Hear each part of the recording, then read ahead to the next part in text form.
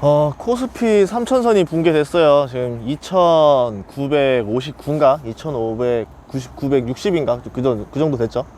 어제 나스닥이 오르는 척 하다가 2% 넘게 하락해 가지고 데미지 먹겠구나 했더니 역시나 많이 떨어졌습니다.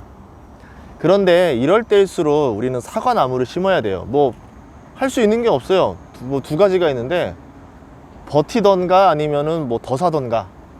돈이 있는 사람은 좀 더 살 수 있는 거고, 돈이 없는 사람들은 그냥 버텨야 되는 상황이 된 거고, 뭐 지금 안 괴로운 사람이 어디 있겠어요. 저도 뭐 오늘 좀 통화했는데, 그래도 예, 현금 있는 사람이 좀 더 낫지 않겠냐 뭐 이런 얘기를 많이 하더라고요. 그래서 그나마 뭐 현금이 조금 있는 분들을 위해서 사과나무 심는 방법을 이야기하려고 합니다. 그 사람 따라 다른데, 장이 계속 떨어질 거다 아니면 오를 거다, 이거는 이제 개인의 판단이니까 저는 이제 오른다라 생각을 해요. 보통 나름대로 네거티브한 쪽 중에 한 사람인데, 그래도 그냥 제 판단에는 이번에는 좀 긍정적으로 봐야 된다 라고 생각을 하고 있습니다. 우선은 어떤 경우가 있느냐, 첫 번째 패턴을 잘 봐야 되는데요. 지금 패턴은 그래요. 좀 혼조세입니다. 우선 경기 민감주들은 많이 떨어졌어요. 그리고 바이오주들 많이 하락했어요. 아무래도 머크랑 관련이 있는 것 같고, 그리고 고유가 관련주들이 뭐 그냥 잘 버티고 있습니다. 하락하지 않고 잘 버티고 있고, 코로나 치료제 머크 관련주들은 오늘 많이 올랐죠. 많이 올랐고, 그 다음에 인플레이션 관련주들도 올랐습니다. 그리고 경기 재개주, 이제 치료제가 나왔으니까 경기가 재개될 것이다 라고 생각하는 관련주들도 좀 올랐습니다. 그러면 내가 가진 주식에 따라서 오늘 뭐 오르신 분들도 있을 거고 떨어진 분들도 있을 거예요. 지수는 떨어졌는데 서로 지금 웃는 사람은 우는 사람이 서로 나뉘어 있을 거다, 이렇게 생각을 하고요. 그럼 이럴 때 어떤 주식들을 사야 되느냐, 제가 한 4가지 정도를 얘기해 볼게요.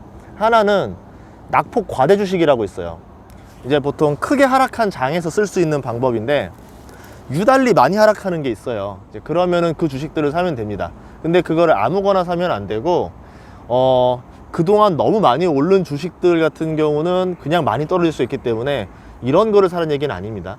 그냥 경기 민감주고 앞으로 경기가 재개됐을 때, 경기 호황이 왔을 때 계속 수익을 낼 수 있는 주식들이어야 되는 거지, 그냥 많이 올랐다 많이 떨어졌다고 얘를 사라는 얘기는 절대 아닙니다.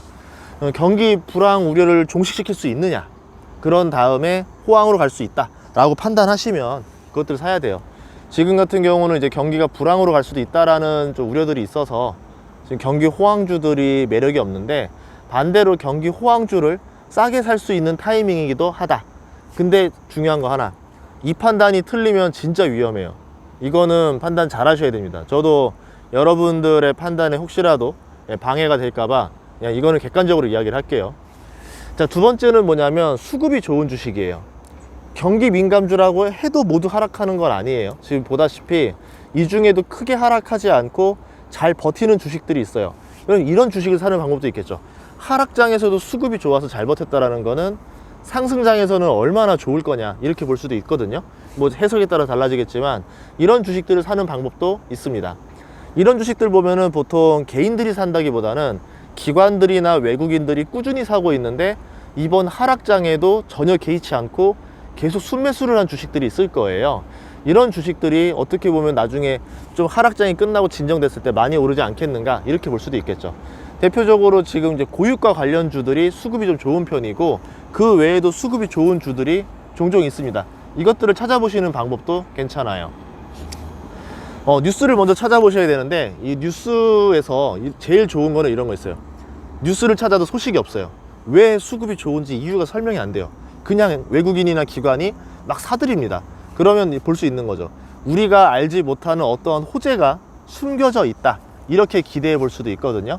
그래서 이런 주식에 투자하는 방법들도 있다. 단 이것도 단점이 뭐다? 낙폭과대주처럼 내가 판단이 한번 틀렸을 때는 굉장히 큰 손실을 각오해야 한다, 이렇게 말할 수 있습니다.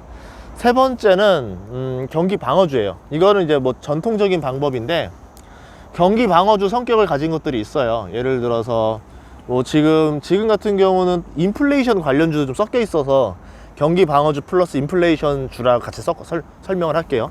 뭐 통신주 대표적인 경기 방어주죠. 식품주 뭐 경기 방어주의면서 인플레이션주의이기도 하죠.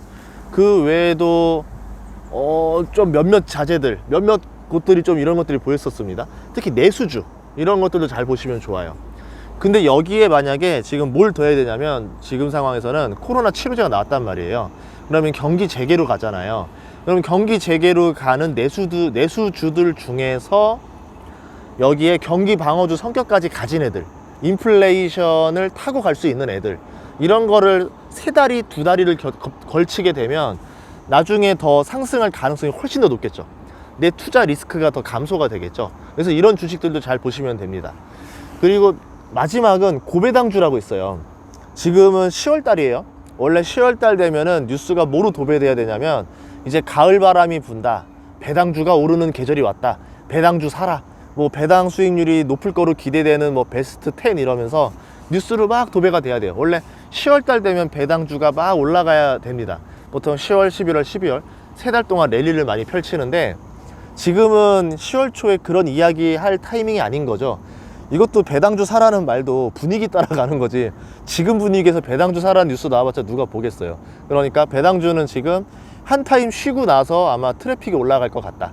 그렇다는 얘기는 내가 뭐 크게 나쁘지 않다라 생각하면은 배당주에 투자하는 방법도 있어요. 이것도 안전마진 보고 들어가는 거예요. 어차피 내 판단이 틀렸다 하더라도 배당 수익률이 나오기 때문에 그걸 보고 투자해볼만 하겠다 라고 들어갈 수 있다라는 거죠. 그러면 배당 수익률이 높은 주식들은 왜 안전하냐면, 주가가 떨어지면 떨어질수록 배당 수익률이 올라갑니다. 배당 수익률이 5%였는데 주가가 떨어지면서 배당 수익률이 7%까지 됐어요. 그러면은 배당 수익률 때문에라도 들어오는 투자자들이 많다라는 거죠. 그럼 가격이 떨어지고 싶어도 계속 사주는 사람이 생기니까 방어가 되더라, 지지가 된다. 그래서 배당주들이 보통 주가 하락에서 튼튼한 모습을 많이 보여줍니다. 또 이제 지배구조도 잘 봐야 돼요. 기업들 지배구조가 좋은 주식들 보면은 이렇게 가격 하락할 때 방어를 잘하는 모습들을 많이 보여주고 있으니까, 뭐 지배구조가 좋은 주식들 중에서도 배당 수익률이 나쁘지 않은 애들, 이런 것들 위주로 사는 방법도 있습니다.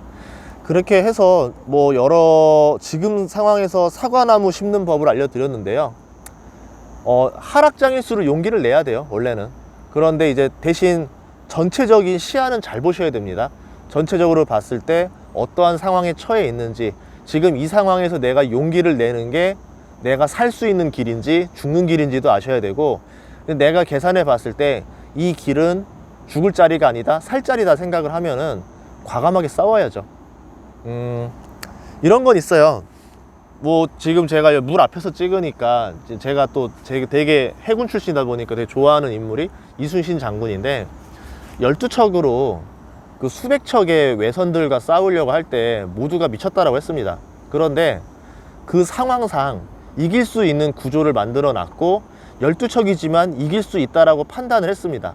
우선은 물이 나에 맞게 왔었고, 그리고 이제 지류 자체가 좋았고, 적이 있는 쪽으로 내가 돌격한 게 아니라 적이 나한테 달려왔었고, 근데 상대방은 이제 해류를 하고 나면은 다시 돌아갈 수가 없는 상태고, 우리는 사거리가 긴 대포를 가지고 있었고, 뭐 여러 환경들을 계산해 봤을 때 승산이 있다라 판단을 했고 돌격을 했고 이겼습니다.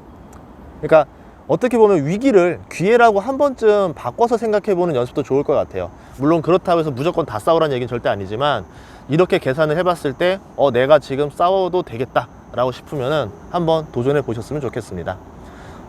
대신에 투자에 대해서 피해는 다 고스란히 본인이 책임을 져야 되는 거예요. 그렇기 때문에 투자가 제일 어려운 거죠.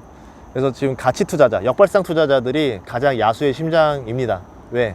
모두가 두려워할 때 혼자 용기를 내야 되는데, 뭐 주변에 같이 용기 내는 사람이 없더라고요. 그래서 혼자 용기를 내보고 있습니다.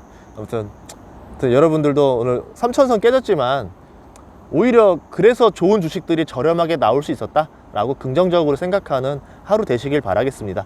내일부터는 또 상황이 또 바뀌고, 그러면 또 지수가 또 올라갈 수도 있는 거고, 뭐 그동안 많이 떨어졌던 주식들이 회복할 수도 있는 거고, 또 지금 보니까 흐름이 모두가 다 떨어지는 게 아니라 오를 애들은 오르고 떨어지고 있는 애들은 떨어지는, 약간 차별화된 장세이기 때문에 잘 고르는 눈도 필요하다, 이렇게 말하고 싶습니다. 아무튼 이렇게 방송 마치고요, 오늘 라이브 때 뵙도록 하겠습니다. 저는 이제 좀 있으면 이제 강의를 가는데, 그래서 여기 강변에 잠깐 차를 세우고 이야기를 하다가 가도록 합니다.